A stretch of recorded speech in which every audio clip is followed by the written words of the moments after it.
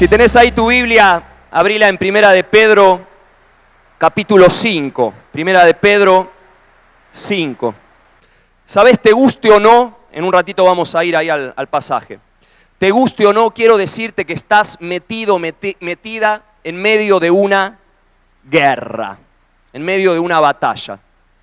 Si pensabas que la vida era un gran parque de diversiones o un inmenso spa con jacuzzi, sauna y lucha finlandesa, quiero notificarte que no es así.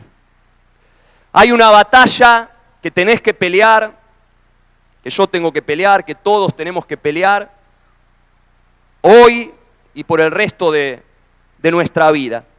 Y no es una batalla contra hombres, ni contra instituciones, ni contra problemitas circunstanciales de la vida. No, es una batalla, dice Pablo, contra principados y potestades, contra gobernadores de las tinieblas de este siglo, contra huestes espirituales de maldad en las regiones celestes.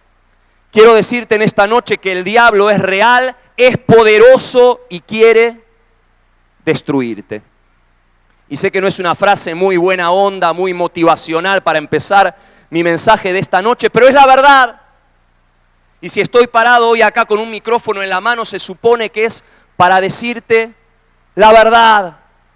Y dice la verdad con mayúsculas, la verdad eterna de la palabra de Dios, dice estén alerta, estén en guardia, dice otra versión. Cuídense de su gran enemigo, el diablo. ¿Por qué? Dice, porque anda al acecho como un león rugiente buscando a quien devorar. Ahora, al hablar de guerra espiritual es importante que entendamos un par de verdades. Primera verdad, que Dios no está en guerra con el diablo. Esto es muy importante que lo entiendas. Si fuera así, si Dios estuviera en guerra con el diablo, sería una guerra absolutamente despareja o desigual.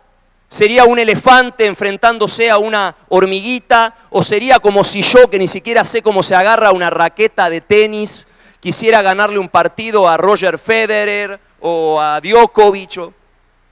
Imposible. Pensá simplemente en esto. Dios es todopoderoso. ¿Qué significa eso? Que Dios lo puede todo, que no hay nada que sea imposible para Él.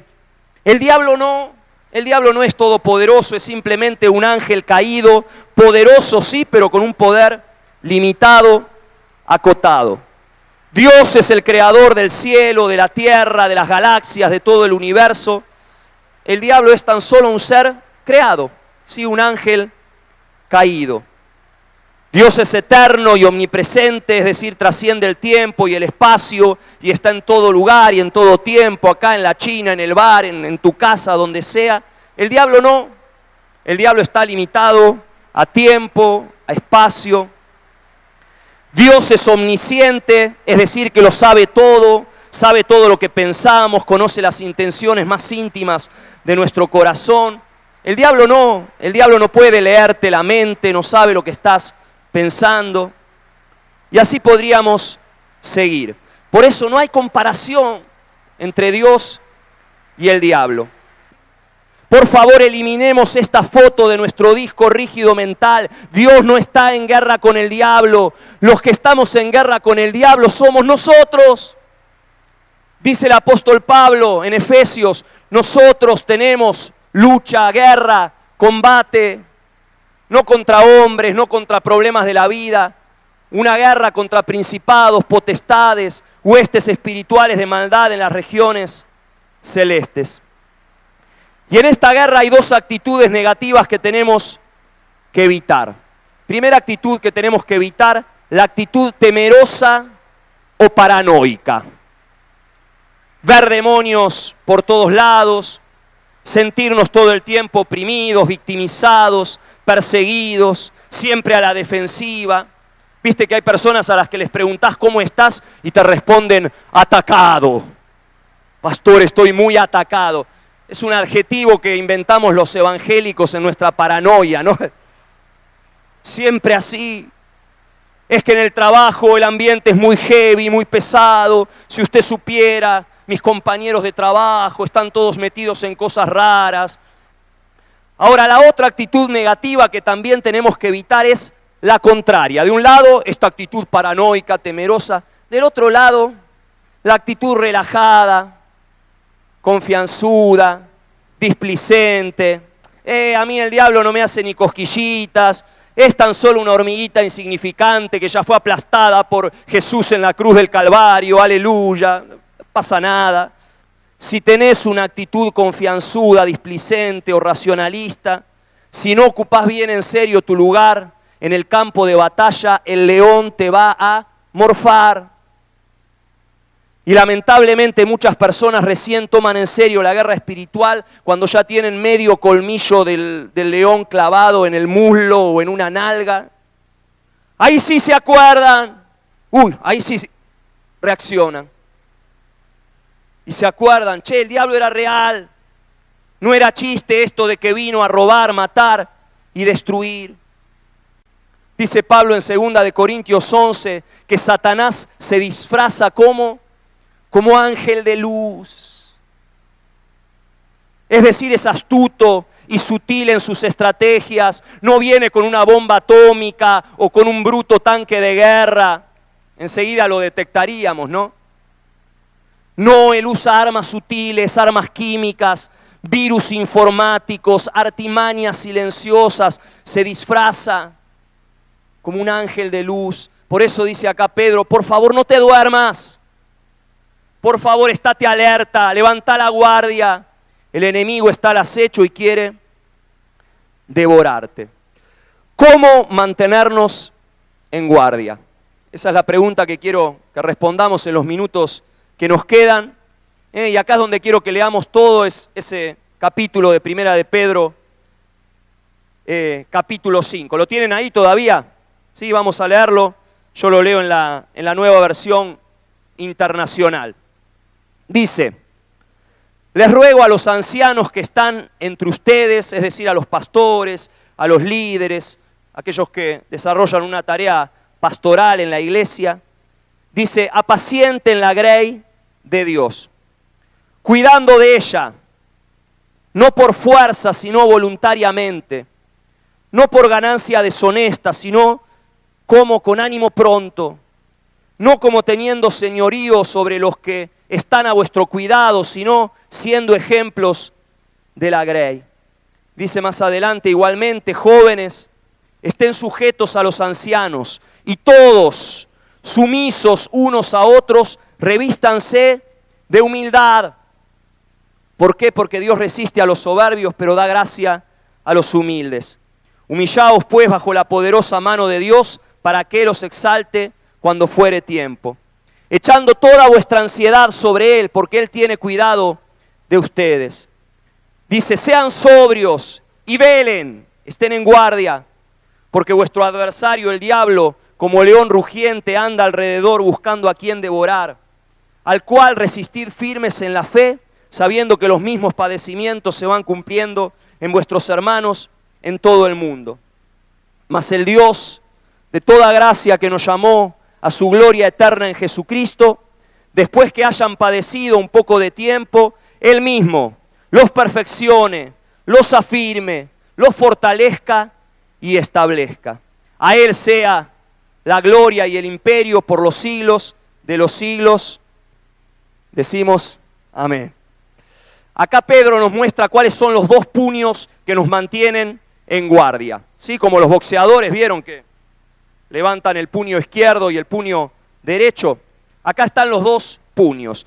Primero, la humildad. A ver, levantá puño izquierdo ahí. Decí conmigo, humildad. Primer puño. Y segundo puño derecho, dependencia de Dios. ¿Sí? Humildad y dependencia. Sabes, en la vida podés enfrentarte a un enemigo muchísimo más grande y muchísimo más poderoso y muchísimo más peligroso que el diablo. Y podés tenerlo en la vereda de enfrente, en el cuadrilátero opuesto, en el ring. ¿Sabés quién es ese enemigo? Mucho más grande y mucho más peligroso que el diablo. ese enemigo es Dios, ni más ni menos. Dice acá Pedro que cuando somos soberbios, Dios nos resiste, Dios nos levanta la guardia a nosotros, Dios se transforma en nuestro contrincante. Me gusta cómo lo pone la Nueva Versión Internacional. Dice, Dios se opone a los orgullosos. Es decir, Dios es el oponente, el enemigo de los orgullosos. Por eso al hablar de guerra espiritual, lo primero que tenemos que hacer es asegurarnos de estar del lado correcto del cuadrilátero, del ring. Y no sé vos, pero yo prefiero tenerlo a Dios de amigo, no de enemigo. ¿Cómo saber si somos verdaderamente humildes? Me encanta porque acá Pedro nos da un parámetro bien objetivo, que no está librado a mi entender, a mi subjetividad. Nos dice cómo llevar la humildad de la teoría abstracta a la práctica, y lo dice con una orden bien sencilla. Dice, sumisos unos a otros. Ahí está. Y sabes, esto es fundamental en el combate espiritual. Yo sumiso a vos, vos sumiso a mí, juntos sumisos los unos a los otros como parte de un cuerpo. Y no sumisos en el sentido de un vínculo jerárquico de mando, sino en el sentido de un mutuo cuidado y apoyo. Y es más que obvio que la única manera de vivir esta dinámica de mutua sumisión es en el marco de la iglesia. Ahora, koinonía es muchísimo más que solo saludarnos unos a otros con una sonrisita de hermanos a la salida del culto, o tener un social, o organizar un picnic o un campamento. No, koinonía en esencia es morir a mi yo para construir un nosotros. Es estar dispuestos a dar la vida por el hermano. El evangelio individualista que hoy lamentablemente se escucha y se predica en muchos lados hizo que convirtiéramos a Juan 3:16 en el texto más conocido por todos los cristianos. ¿Sabe lo que dice Juan 3:16? ¿Sí? De tal manera amó Dios al mundo que ha dado a su Hijo. Y amén, eso es maravilloso. Ahí está resumido el Evangelio y sí, Dios nos salva cuando creemos en Jesús. Pero sabes, junto con Juan 3:16, Dios quiere que también memoricemos y que sobre todo vivamos el otro Juan 3:16, que es primera de Juan 3:16, que dice, en esto, hermanos, hemos conocido el amor, en que Él puso su vida por nosotros, también nosotros debemos poner nuestra vida por los hermanos. La gran Sils, la gran falange griega, eso es koinonía. Y qué bendición saber que en este batallón que estoy viendo yo desde acá arriba hoy, no son 14 ni 13, sino cientos, decenas de hermanos que están ahí para cubrirme y me siento protegido, respaldado y tengo compañeros de batalla a quienes recurrir y alguien a quien abrirle el corazón, confesarle mis pecados, mis luchas, mis tentaciones. Hermanos que están orando por mí. Otros que me levantan cuando me caigo. ¿Cuántos dicen gracias, Señor, por la iglesia? Aleluya. Es el mejor invento que jamás Dios haya ideado. Y en la iglesia no solo que tenemos esa cobertura espiritual, en la iglesia también somos discipulados. La palabra discipulado viene de discípulo, ¿sí? de aprendiz. Un discípulo es alguien que aprende, que sale de la ignorancia. Así que el discipulado es el proceso a través del cual salimos de la ignorancia y pasamos a la luz. En Segunda de Reyes 17 hay una historia muy interesante que siempre me llamó la atención, no hace falta que la busques. Segunda de Reyes 17, está ahí. Resulta que los asirios invaden Israel y se llevan cautivos a todos los israelitas a Siria. Y queda la tierra totalmente desierta. Y lo que hacen, ellos tenían una política que invadían con gente propia, es decir, traían de Asiria a sus propios pobladores y copaban ahí toda la parada. Así que los asirios se establecen ahí en Israel y dice el texto que ellos no conocían la ley del Dios de esa tierra. Es decir, vivían conforme a las costumbres de Asiria. Y como consecuencia de esto, como no sabían las leyes de la tierra de Israel, dice que había leones que los atacaban y los mataban. Imagínate, ¿no? Vos sos un asirio, llegás a tu tierra nueva, bueno, tenemos que poblar ahí Israel, y seguimos viviendo como vivíamos en Asiria. Y de repente empiezan a aparecer leones que te comen a vos, a tus hijos. ¿Qué pasa acá?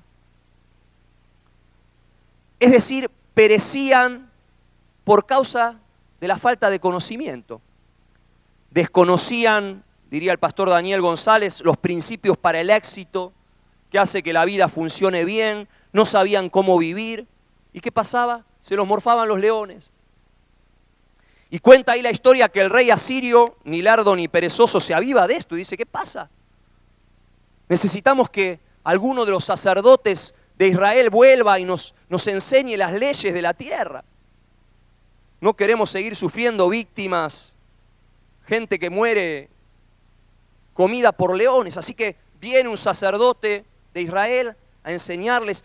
Y yo me imagino que los cultos eran un éxito. Ponete en la piel del asirio. Se te está muriendo toda tu familia. Yo asistiría a ese culto con grabador, con libreta en mano. Por favor, sacerdote, enséñeme. Y de hecho eso es lo que hace. Dice que ese sacerdote viene y les enseña las leyes de Dios. Y empieza a enseñarles, pero cuenta la historia que ellos, a pesar de que tienen al mejor comunicador, a pesar de que estaban abiertos a esa enseñanza, los cultos se llenaban, la gente tomaba nota, dice que seguían viviendo conforme a las costumbres de Asiria. Tenían un excelente maestro y comunicador, pero les faltaban discipuladores. Personas que se pusieran ahí al lado de esa gente a enseñarle a vivir la economía, la familia, el trabajo. Esto. Y sabes, esto sigue pasando hoy en día, en esta espiritualidad de consumo en la que hoy vivimos y que hablábamos ayer con los chicos de adoración. Mucha gente viene al culto y escuchan y se emocionan y agradecen la palabra a la salida. Pastor, qué bendición, el mensaje. Pero siguen viviendo de acuerdo a las viejas costumbres. Y lo peor de todo, siguen padeciendo por causa de conocimiento. Por eso, para pasar de oidores domingueros a discípulos, necesitamos humildad, necesitamos coinonía, necesitamos comunidad, necesitamos sumisión los unos a los otros. Para escuchar a un predicador todos los domingos y decir qué lindo que estuvo el mensaje, no hace falta mucha humildad, ¿verdad? Lo único que hace falta es ser un poco obsecuente o chupamedia del pastor, ¿no?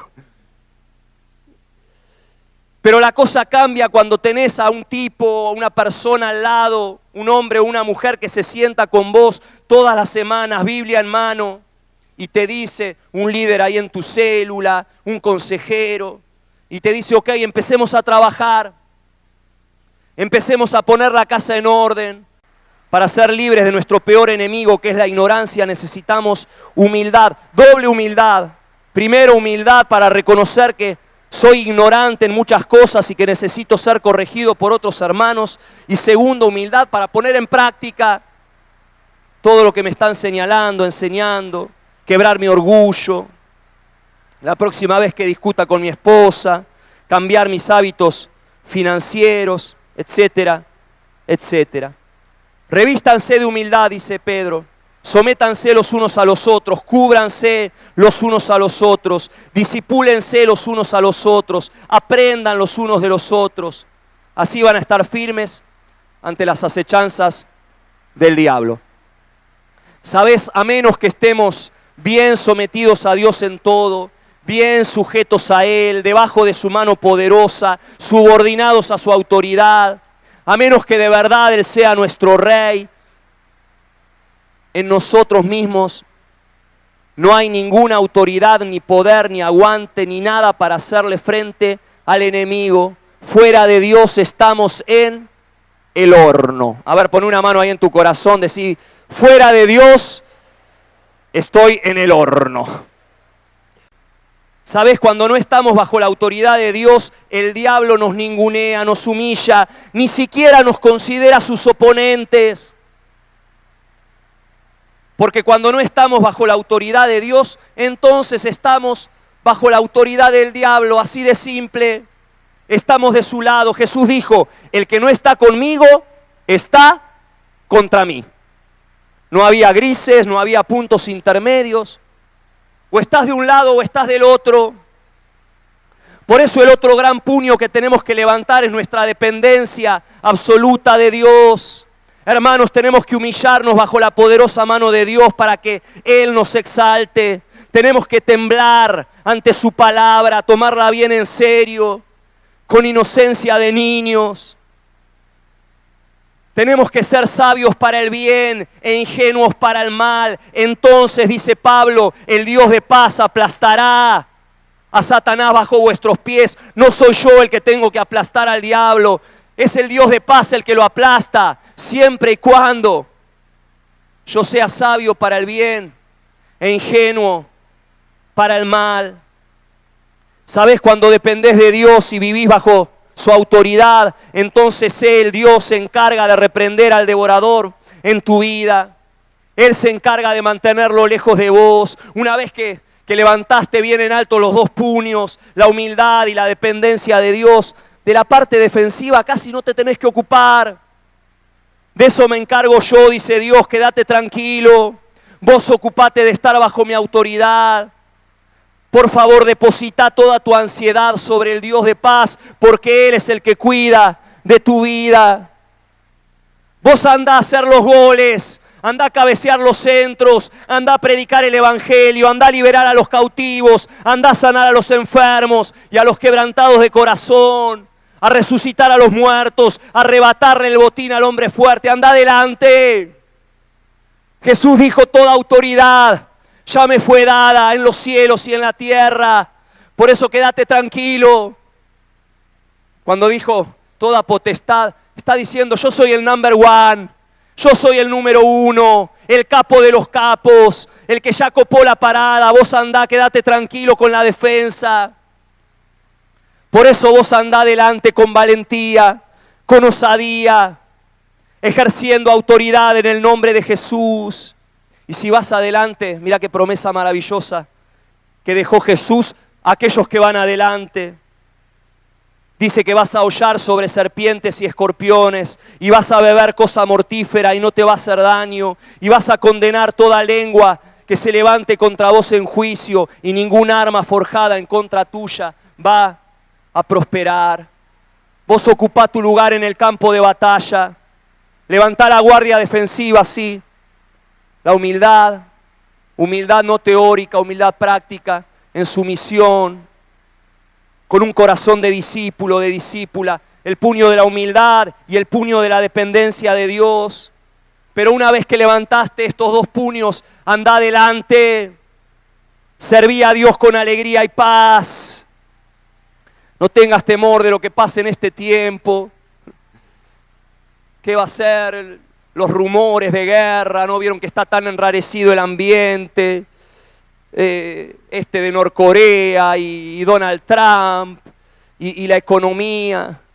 Aquel que está bajo la sombra del Omnipotente no tendrá temor, no tendrá temor, no tendrá temor de malas noticias. Humildad y dependencia de Dios, y vos andá adelante, serví a Dios con alegría y paz, militá en el reino de Dios con osadía, adorá a Dios. Si hay un arma poderosa, ayer lo veíamos en el retiro, en este combate espiritual es la alabanza. Nuestra alabanza es una bomba atómica que ¡pum! Cae en el reino de las tinieblas. La alabanza activa las verdades de la palabra en nuestro corazón. La alabanza activa ángeles que pelean a nuestro favor. La alabanza produce gozo en Dios, ese gozo que es nuestra fortaleza. Por eso vos alabá. Hermanos, tenemos que quejarnos menos y alabar más. Declarar quién es Dios. Vos andá adelante con tu alabanza, con tu adoración, con tu proclamación, con tu servicio, con tu clamor, con tu militancia activa en el reino, con tu amor, llevando luz en ambientes de tinieblas, liberando a los cautivos, cuidando a las personas, discipulándolas. orando por los enfermos. Anda adelante. Si había alguien dormido en esta noche acá, por favor despiértese. Es tiempo de levantar la guardia, es tiempo de estar atentos, es tiempo de no perder nuestras energías empavadas, en desperdiciar nuestros días. Estén conscientes del tiempo en el que vivimos. Ya es hora de que despierten del sueño, pues vuestra salvación está ahora más cerca que cuando inicialmente creíamos. La noche está muy avanzada y ya se acerca el día. Por eso, dejemos a un lado las obras de la oscuridad y pongámonos la armadura de la luz.